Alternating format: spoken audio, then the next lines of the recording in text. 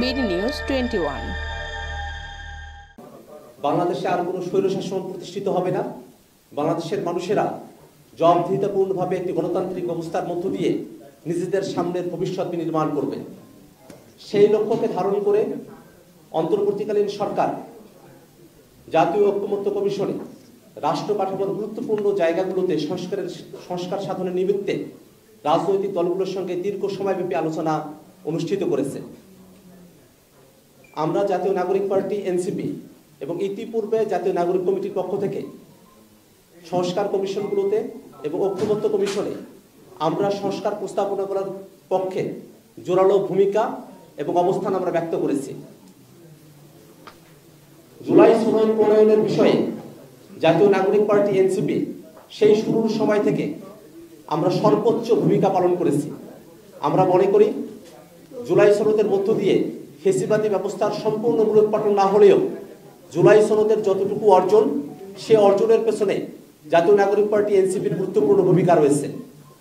আমরা যখন জুলাই সনদের বিষয় নিয়ে ঐক্যমত্য কমিশনে দীর্ঘ সময়ব্যাপী আলোচনা করেছি, সেই আলোচনা যখন একেবারে শেষ দিকে চলে এসেছিল, সেই সময়টাতে জুলাই সনদের আইনি ভিত্তি দেওয়ার ব্যাপারটা নিয়ে এক ধরনের ধোঁয়াশা তৈরি হয়। আমরা জাতীয় নাগরিক পার্টি এনসিপির তরফ থেকে জুলাই সনদের আইনি ভিত্তি প্রদানের দাবিতে আমরা রাজপথের কর্মসূচি গ্রহণ করেছি। ঐক্যমত্য কমিশনে আমরা জোরালো ভূমিকা পালন করেছি।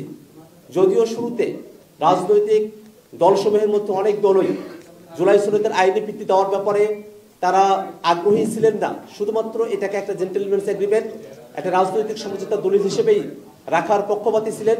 সেই প্রেক্ষাপটে ঐক্যমত্য কমিশনের শেষ পর্যায়ের আলোচনাতে জুলাই সনদের আইনি ভিত্তি দেওয়ার বিষয়ে রাজনৈতিক দলগুলোকে শেষ মুহূর্তে আমরা একমত হতে দেখেছি।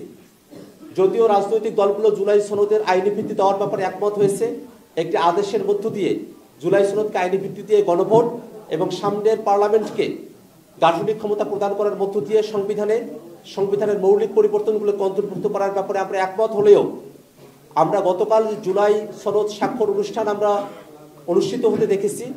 সেই অনুষ্ঠানে জুলাই সনদ বাস্তবায়নের এবং জুলাই সনদের আইনি ভিত্তির বিষয়টি একেবারেই অনির্লোক থেকে গেছে। এমন প্রেক্ষাপটে জুলাই সনদের আইনি ভিত্তি না দেওয়া এবং বাস্তবায়নের পথরেখা জনগণের কাছে স্বচ্ছ ধারণা উপস্থাপন না করায় জাতীয় নাগরিক পার্টি এনসিপি আমরা গতকালের জুলাই সনদ স্বাক্ষর অনুষ্ঠানে উপস্থিত হওয়া থেকে বিরত থেকেছি।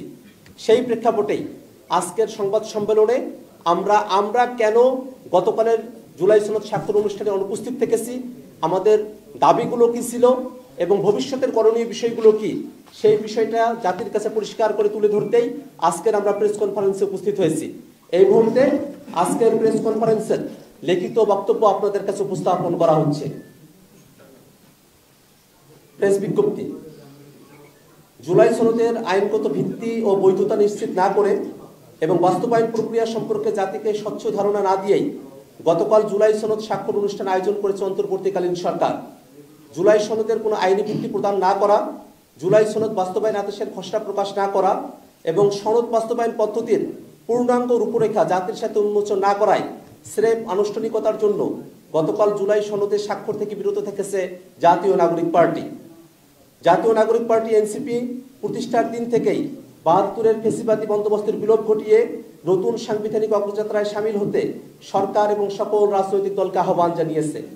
বিচার সংস্কারের অংশ হিসেবে জুলাই সনদ প্রণয়ন ও বাস্তবায়ন এবং গণপরিষদ নির্বাচনের দাবিতে সারা বাংলাদেশে এনসিপি জুলাই পদযাত্রা কর্মসূচি বাস্তবায়ন করেছে। রাজধানী থেকে তৃণমূল পর্যন্ত বাংলাদেশের জনগণ এই দাবিতে এনসিপিকে দৃঢ় সমর্থন দিয়েছে। একই সাথে জাতীয় ঐক্যমত্য কমিশনেও রাষ্ট্রের কাঠামোগত সংস্কার প্রক্রিয়াকে ত্বরান্বিত করতে জোরালো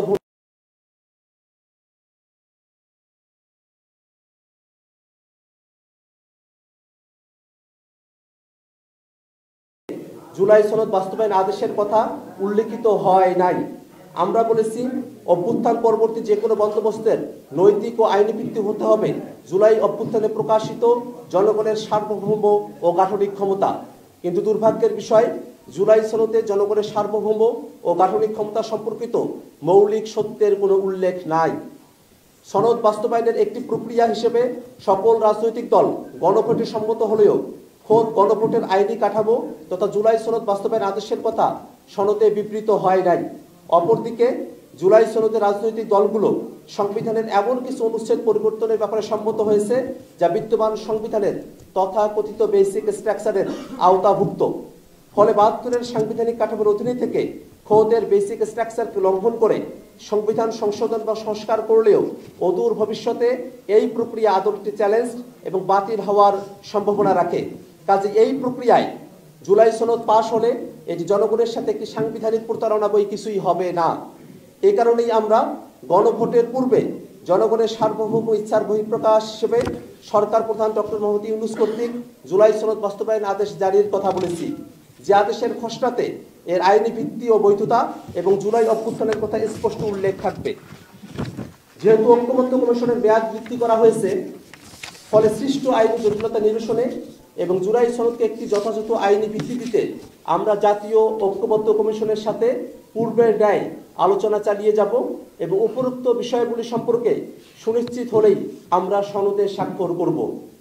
গতকাল জুলাইয়ের শহীদ পরিবার ও আহতরা কিছু দাবি নিয়ে উক্ত অনুষ্ঠানে গিয়েছিল। তাদের দাবির প্রেক্ষিতে জুলাই সনদের অঙ্গীকারনামার ৫ম দফা সংশোধন করারও ঘোষণা দিয়েছে ঐক্যমত্য কমিশন।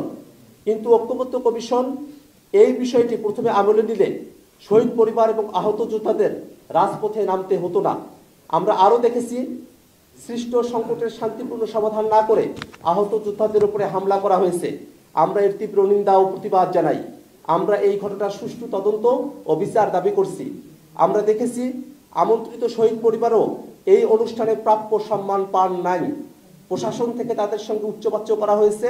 শহীদ পরিবাররাই জুলাই সনদ আয়োজন অনুষ্ঠানের মূল আকর্ষণ। তাদেরকে মঞ্চে থেকে এক কোণে বসিয়ে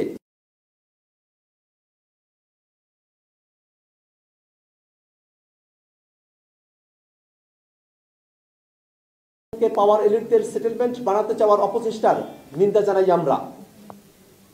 ফেসিবাদ বিরোধী অনেক রাজনৈতিক দল অন্তর্বর্তীকালীন সরকার কর্তৃক আগামীতে জুলাই সনদের আইনি ভিত্তি দেওয়া হবে এমন আশাবাদ ব্যক্ত করেই গতকাল সনদে স্বাক্ষর করেছেন। আমরা আশা করছি ঐক্যমত্য কমিশনে জুলাই সনদের আইনি ভিত্তি সংক্রান্ত আগামী কয়েকদিনের আলোচনায় আমাদের অবিচল লড়াইয়ে আমরা তাদেরকে জনগণের পাশে পাব। কোনো অবস্থাতেই জুলাই সনদকে জুলাই ঘোষণাপত্রের ন্যায় আইনি ভিত্তিহীন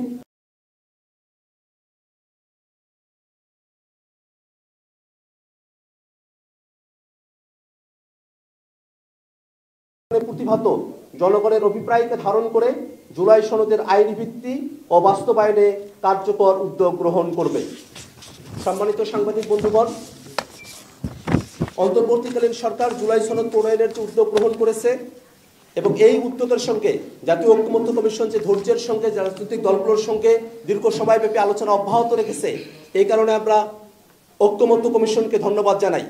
পাশাপাশি ঐক্যমত্য কমিশন যেন কোনো ধরনের রাজনৈতিক চাপে বা কোনো দলের প্রতি পক্ষপাতমূলক আচরণের কারণে জুলাই সনদের আইনি ভিত্তি প্রদানের জায়গা থেকে সরে না আসে, বরং যে রাজনৈতিক দলগুলো গতকাল সেখানে স্বাক্ষর করেছেন, আমরা বিশ্বাস করি অধিকাংশ রাজনৈতিক দলই আমরা আমাদের আকাঙ্ক্ষার জায়গা থেকে একই বিন্দুতে অবস্থান করছি।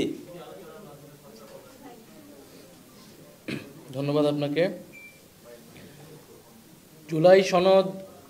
জুলাই সনদের স্বাক্ষর কেবলই আনুষ্ঠানিকতা, এটা আমরা এর আগেও বলেছি, আজকেও পুনর্ব্যক্ত করেছি। যদি এর কোনো আইনি ভিত্তি না হয়, এর কোনো অর্থ তৈরি হবে না। ফলে আমরা এই আনুষ্ঠানিকতায় অংশ নেইনি, এবং যদি এর আইনি ভিত্তি তৈরি না হয়, এটার কেবল আনুষ্ঠানিকতাও থাকবে না, এটি একটি গণপ্রতারণা এবং জাতির সাথে একটি প্রহসন হবে। আমরা বাংলাদেশের ইতিহাস থেকে এই অভিজ্ঞতা আমরা দেখেছি। ৯০-এর গণ অভ্যুত্থানের পরেও ৩ দলের জোটের যে রূপরেখা আপনাদের মনে আছে, সেই রাজনৈতিক সমঝোতা কিন্তু রক্ষা করা হয়নি। ফলে ফ্যাসিবাদ বিরোধী লড়াইয়ে যেই দলগুলো আমাদের সাথে ছিলেন, এটা তাদের প্রতি বিশ্বাস অবিশ্বাসের প্রশ্ন নয়, বরং একটি সংবিধানের মতো এত গুরুত্বপূর্ণ বিষয় আমরা যদি পরিবর্তন করতে চাই, তার অবশ্যই একটি আইনি ভিত্তি প্রয়োজন। এবং এই ৭২-এর সংবিধান যাতে পরিবর্তন না হয়, পুরনো ফ্যাসিস্ট কাঠামো যাতে রয়ে যায়, তার জন্য নানান অপচেষ্টা কিন্তু দেশের ভিতরে দেশের বাইরে থেকে করা হচ্ছে। কারণ বিগত ফ্যাসিস্ট কাঠামোর সুবিধাভোগী রয়েছে নানান জায়গায়, ফলে তাদের জায়গা থেকে সেই চাপটা অবশ্যই আছে। এবং আমরা মনে করি যে কিছু কিছু রাজনৈতিক দলও আপোষ করেছে বা সেই ফ্যাসিস্ট কাঠামোটাকে টিকিয়ে রাখতে, অক্ষুণ্ণ রাখতে চেষ্টা করেছে নানাভাবে। কিন্তু জাতীয় নাগরিক পার্টি এবং আরও কিছু রাজনৈতিক দল এবং অভ্যুত্থানে অংশ নেওয়া ছাত্র জনতার চাপেই কিন্তু সরকার এই কমিশন গঠন, ঐক্যমত কমিশন গঠন, সংস্কার প্রক্রিয়া নিয়ে আলোচনা এবং জুলাই সনদ পর্যন্ত এতদূর এসেছে। ফলে আমরা মনে করি এটি আমরা 90-এর পুনরাবৃত্তি বাংলাদেশে দেখতে চাই না। জুলাই গণ অভ্যুত্থানের সময়ই আমাদের এই উপলব্ধি ছিল যে আমাদের লড়াইটা শেখ হাসিনা এবং আওয়ামী লীগের বিরুদ্ধে নয়, কেবল একটা ফ্যাসিবাদী ব্যবস্থার বিরুদ্ধে। ফলে রাজনৈতিক নেতৃত্ব পরিবর্তন হলেই বাংলাদেশের গণতান্ত্রিক সমস্যার সমাধান হবে না, বরং এর সংস্কারের মধ্য দিয়ে যেতে হবে। দ্বিতীয়ত হচ্ছে 90-এর গণ অভ্যুত্থানের পরে এই গণ অভ্যুত্থানের সাথে যেভাবে প্রতারণা করা হয়েছিল, গণ অভ্যুত্থানকে, জনগণের আকাঙ্ক্ষাকে যেভাবে জাতীয় নেতারা এবং সেই সময় রাজনৈতিক দলগুলো পকেটবন্দি করেছিল, আমরা এবার সেটা হতে দিব না। এটা গণ অভ্যুত্থানের সময় আমাদের এই উপলব্ধি ছিল, সেই উপলব্ধি থেকেই কিন্তু আমরা বারবার এই কথাগুলো বলে আসছি এবং আমাদেরকে আলাদা রাজনৈতিক দল গঠন করার প্রয়োজন হয়েছে। ফলে সরকার এটার আইনি ভিত্তি দেয়নি বা অন্য দলগুলো অনেকে বলেছে, অনেকে বলে নাই, তারা স্বাক্ষর করেছে, এটা নিয়ে আমাদের কোনো আপত্তি নেই। সেটা আনুষ্ঠানিকতা তারা করেছে তাদের বিবেচনায়। কিন্তু আমরা বলছি এখন এটার আইনি ভিত্তি দিতে হবে। আইনি ভিত্তির মাধ্যমে এটি অর্থবহ হবে, এছাড়া এর কোনো অর্থ থাকবে না। ফলে সরকারের প্রতি আমাদের আহ্বান, রাজনৈতিক দলগুলোর প্রতি আহ্বান এবং জনগণের প্রতিও আমাদের সেই আহ্বান রয়েছে। জনগণ কালকে এটা দেখেছে, পুরা অনুষ্ঠানটাই দেখেছে। সেখানে জুলাই যোদ্ধা যারা ছিলেন, শহীদ পরিবারদেরকে কীভাবে অবমাননা করা হয়েছে এবং জনগণের সাথে কোনো ধরনের সম্পর্ক, কোনো সংশ্লিষ্টতা ছিল, জনগণের আকাঙ্ক্ষার কোনো বাস্তবায়ন বা প্রতিফলন গতকালকের অনুষ্ঠানে ঘটেছে বলে আমরা মনে করি না।